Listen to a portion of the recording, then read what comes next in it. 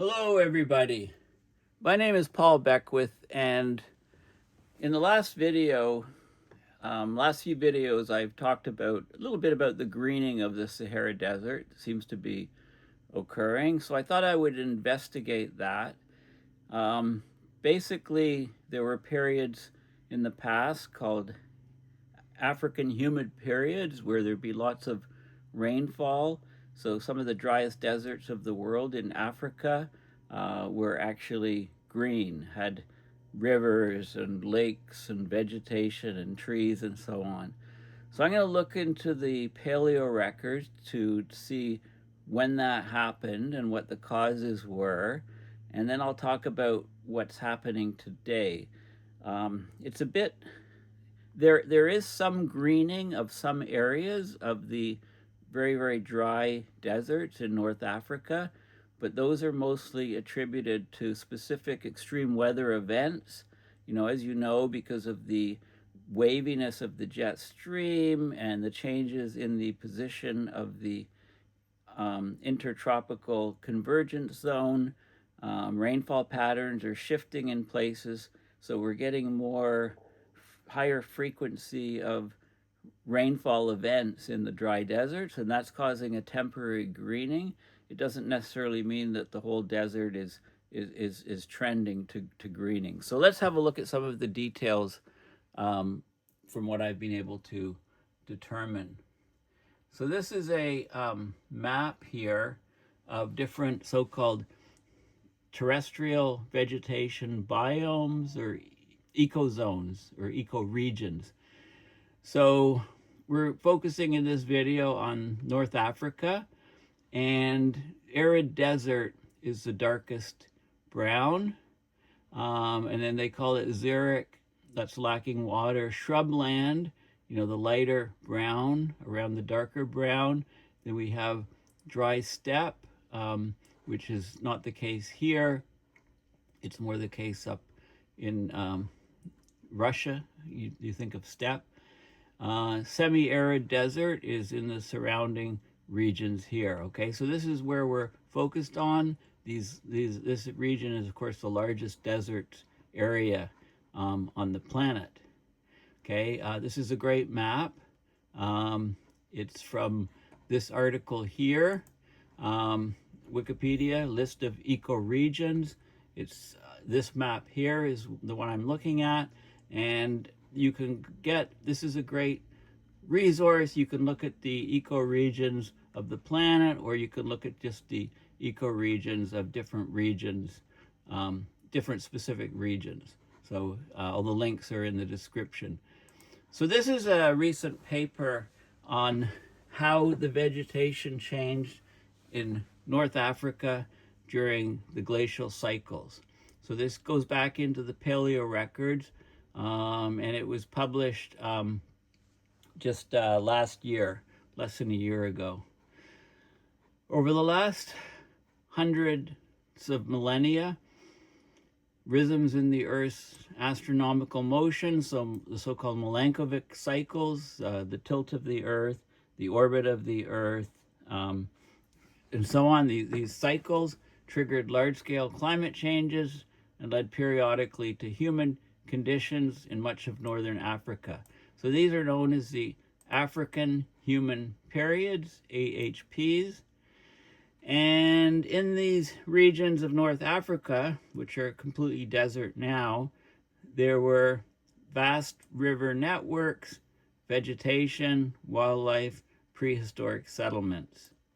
So the mechanisms, extent, and timing of these changes remain poorly constrained. So we have these glacial cycles, of course, and so the AHPs also cycled as well. So let's have a look at what was actually happening. So basically, broad swings in environmental conditions over northern Africa have happened for at least the last 11 million years, according to the Paleorecord.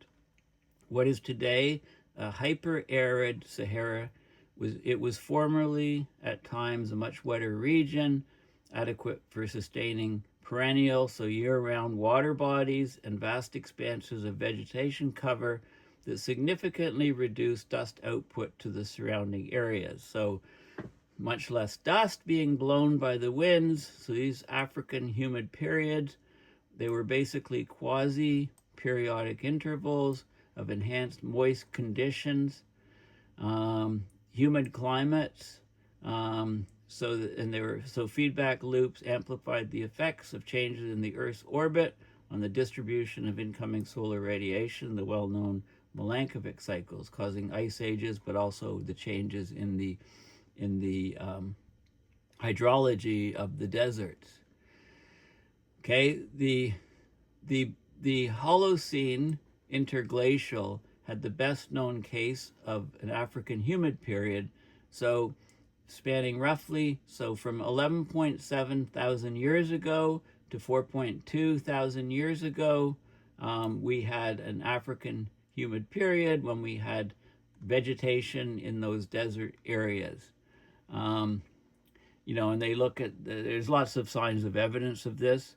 Lakes, signs of lakes, river networks, the dust fluxes going into the oceans nearby, the vegetation cover, and the rainfall records. And of course, the numerical climate models reproduce some of these changes during the most recent African humid period, the Holocene one. Okay, so basically, you know, we've learned quite a bit about what happened in the past. So let's have a look at some of the images here. Okay, so this is some of the forcing variables, the orbital monsoon index, basically the Milankovitch cycles. This is going from 130,000 years ago to present. The ice volume in the northern hemisphere, the ice volume increasing as we go into the coldest period. Coldest period was about 21,000 years ago, and then warm since then. Ice volume drop, greenhouse gas radiative forcing weakened, and then has increased recently. So we can get different data. This is temperature, again on the same sort of time scale. The AMOC basically looks like it's shut down here. You know, I don't know, that's about 18,000 years ago, and then there was a lot of fluctuations here. And precipitation changes. Okay, so let's keep going. There's lots of different data. You can look at different isotopes, the flux of dust. Of course, the drier the desert in that region, the more dust there is that's deposited in other regions.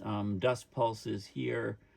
And this is the result. This is the vegetation percentage, you know, woody, herbs, and then the total. And so this is, you know, a lot of vegetation.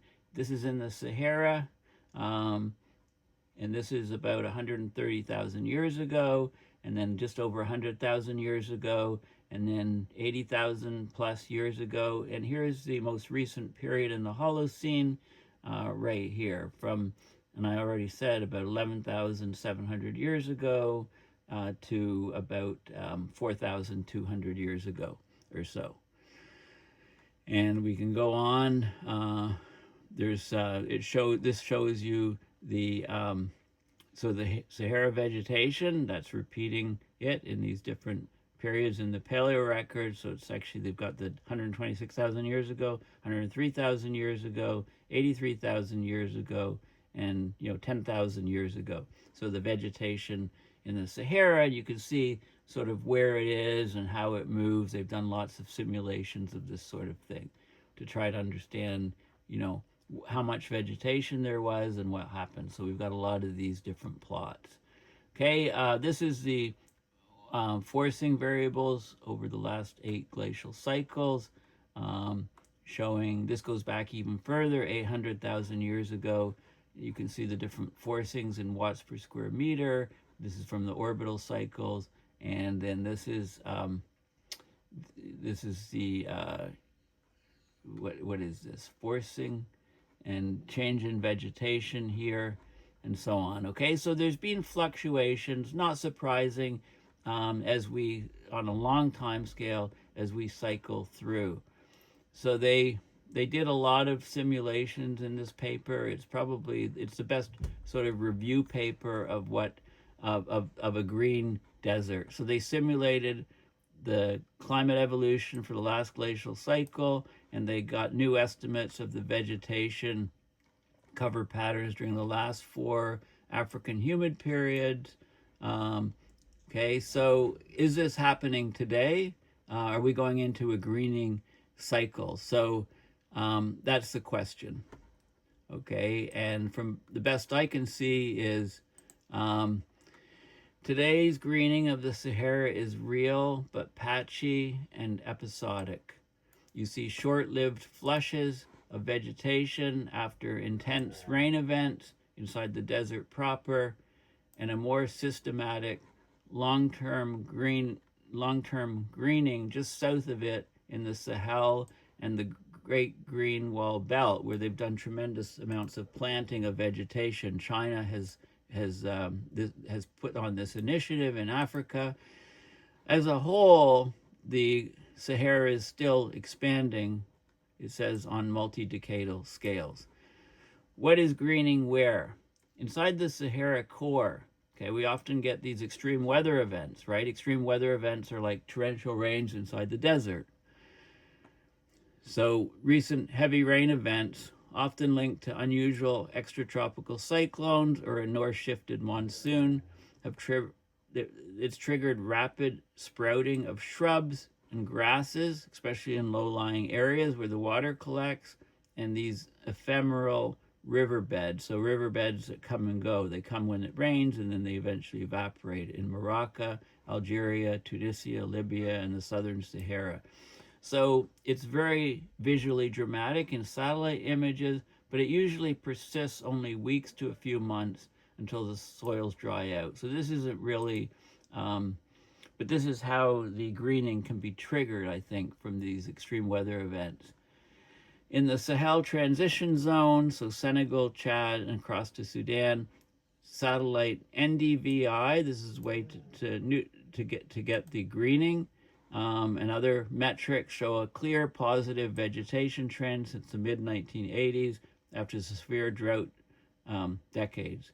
There's been increases in vegetation greenness of the order of 30 to 40% in parts of Senegal, tied to rainfall recovery and rising woody biomass.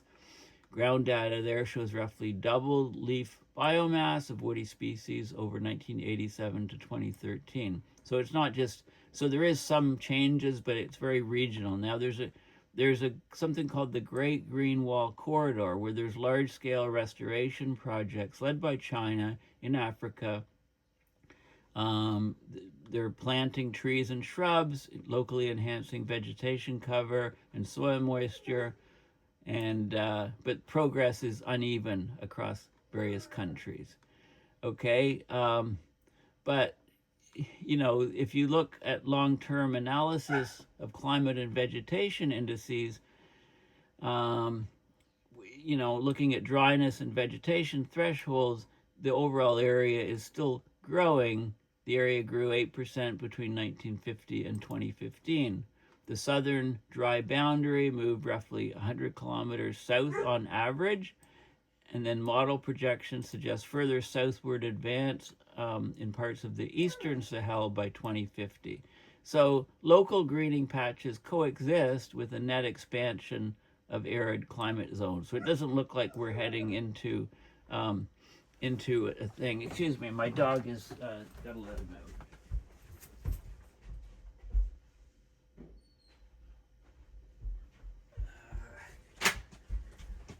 We know who the boss is in this household. It's not me.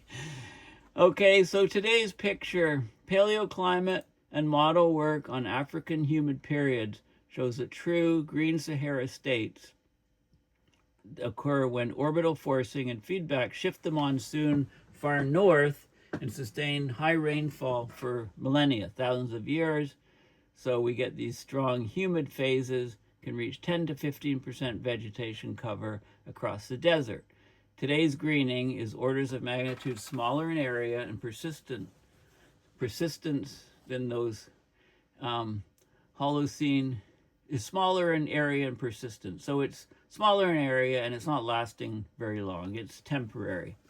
It looks more like a superposition of anthropogenic land restoration, right? The planting, short-lived monsoon rainfall anomalies on top of a background of ongoing warming, and in some metrics, continued Sahara expansion. So we're not, so this is affecting, you know, people that live in the region, and it affects, you know, flooding, soil erosion, infrastructure damage, changing surface albedo as you get more woody cover, changing roughness and carbon storage, but and also the species, the species that live there, the shift of the composition of species shifts.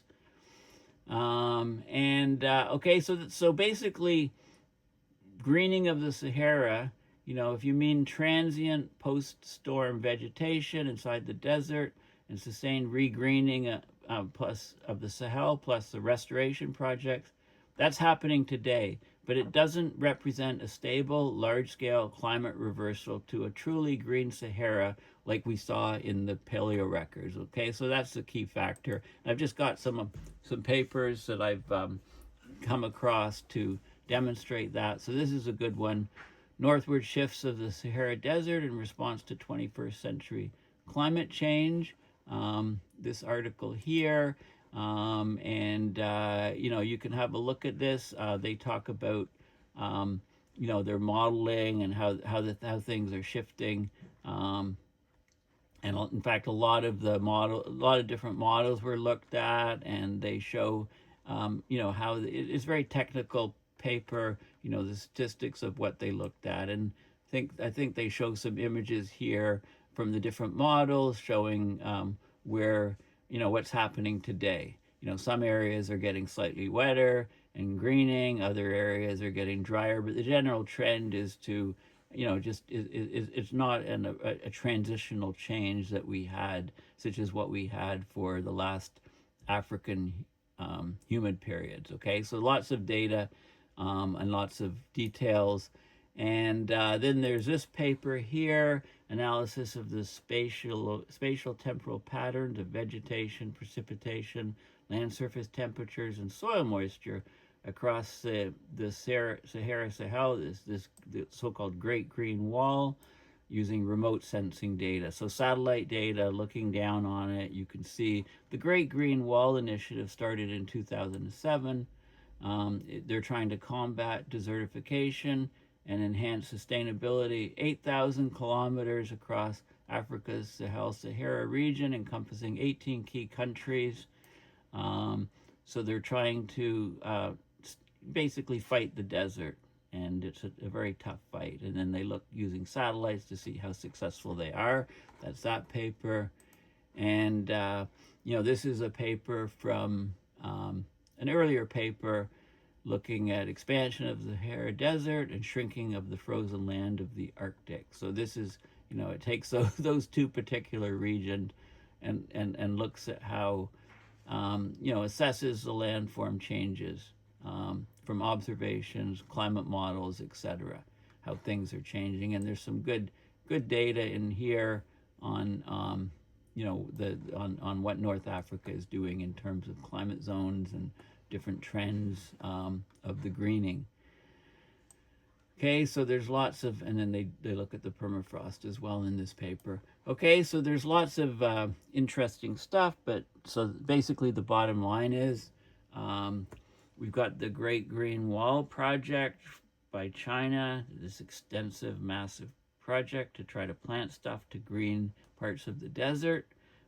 There's also extreme weather events where, you know, the jet stream waves, Rossby waves extend down. You can get lots of precipitation right in the driest parts of the desert, and that water sits on the ground and things green.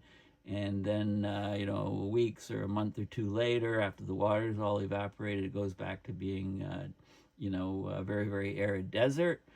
So that's happening, but the overall trend is still an enlarging, encroaching increase of the desert as the climate continues to warm. Okay, well, thank you for listening. Please go to my website, paulbeckwith.net, and donate to PayPal to support my research and videos. Thanks again. Bye for now.